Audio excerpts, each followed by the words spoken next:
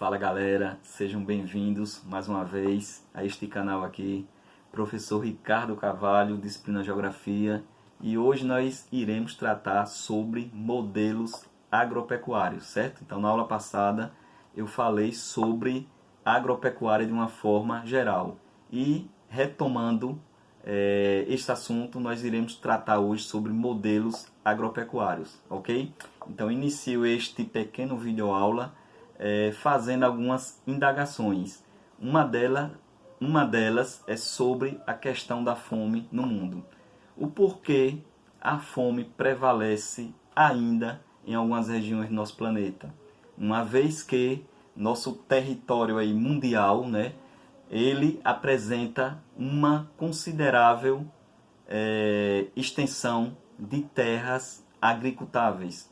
Outra questão também interessante aqui levantar é sobre a produção de alimentos no mundo. Porque algumas regiões do nosso planeta apresentam elevada produtividade e outras apresentam baixa produtividade.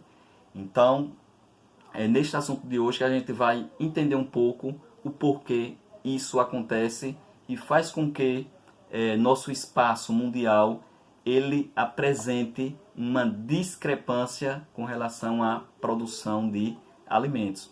É bom a gente entender primeiro alguns conceitos com relação a esse conteúdo. Um deles é diferenciar produção de produtividade. O que é produção? Produção significa fazer aparecer, que é diferente de produtividade, que é uma otimização dessa produção. Então, significa o quê? Uma melhoria dessa produção. Então, a gente, né, as sociedades modernas, elas só conseguem melhorar uma determinada produção se elas se utilizarem de modelos agropecuários eficientes. Então, esses modelos agropecuários eficientes, eles estão ligados o quê? A um certo grau de capitalização, de acumulação de equipamentos e de demais investimentos, certo? Então, em se tratando de modelos agropecuários, nós podemos classificá-los, né? Então, muita atenção aí em dois tipos. Um deles é a agropecuária extensiva. Como é que se caracteriza uma agropecuária extensiva? Ela é mais conhecida como uma agropecuária tradicional. Ela utiliza elevada mão de obra, ela pode ser praticada em elevadas ou poucas extensões de terra. Ela apresenta baixa produtividade por conta disso, por conta de não apresentar uma especialização na sua produção, né, no seu contexto da produção, e que ela se diferencia da agropecuária, intensiva, que é aquela agropecuária que apresenta um elevado grau de tecnologia, associado que essa tecnologia associada a uma mecanização da produção. E essa mecanização da produção também está associada a um elevado grau de capitalização. Então, todos esses fatores em conjunto fazem com que a produção desse espaço agricultável ele apresente uma elevada produtividade. E em se tratando ainda de fome no mundo, né, atualmente existem algumas políticas públicas com relação às atividades do campo. Uma delas é a criação de um programa chamado de agricultura familiar. Então, essa atividade, como o próprio nome já diz, ela foi criada com o intuito de subsidiar as famílias no campo e fazer com que diminua, né, a questão da fome no espaço agrário mundial. Então, uma das importâncias da agricultura familiar é o quê?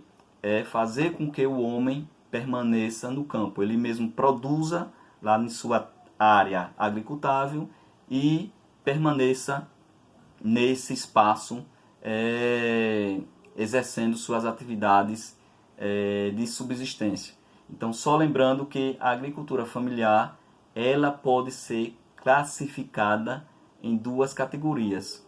Uma delas é a agricultura familiar de subsistência, como o próprio nome já está dizendo, subsistência, que ela serve para o sustento, né, destinada para o sustento da família. Porém, a parte que excede dessa produção, tem famílias que produzem a mais um pouco, parte dessa produção vai para a comercialização.